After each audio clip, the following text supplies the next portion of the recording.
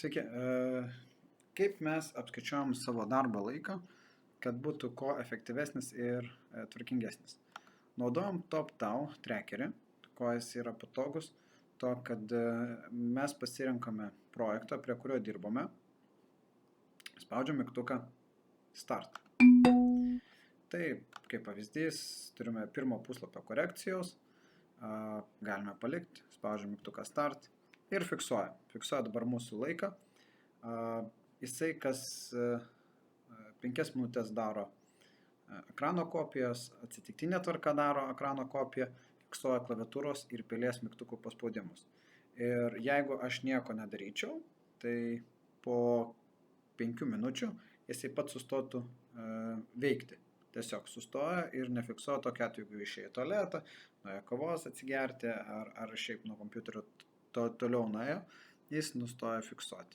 Tai mes paliekam ją ir jis tvarkingai mums toliau fiksuoja laiką, ekraną, klaviatūrą ir kitą informaciją. Taigi baigiam dirbti prie jūsų mes projekto, spaudžiame Stop.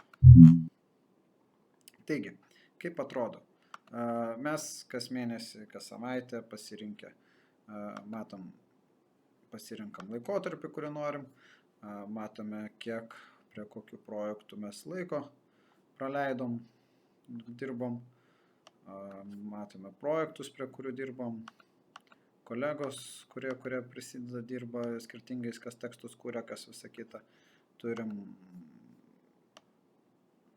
sąmatą, plus laiko, kiek prie ko yra praleista. Galim iš karto ir vietoje apsiskaičiuoti, jeigu yra poreikis, bet toliau eksportuojame, kas kartą atsiųsdami mes eksportuojame laiko apskaitos rodiklius, kiek prie ko buvo dirbta ir kas buvo atlikta. Galim matyti activity logs, jeigu būtų kažkas neaišku ar kažkokia kita informacija, ką reikėtų mums pastikrinti, tai galime pažiūrėti, kas buvo daroma, kiek laiko užtruko, tarkim, matom, kad 41 minutę buvo dirbta, matome ekrano nuotraukas, kad 8 nuotraukos buvo padarytos ir daugiau čia visko.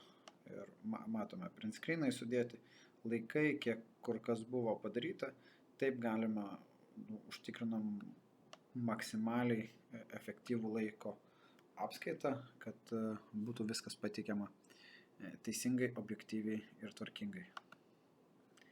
Tad taip mes fiksuojame mūsų darbo laiką.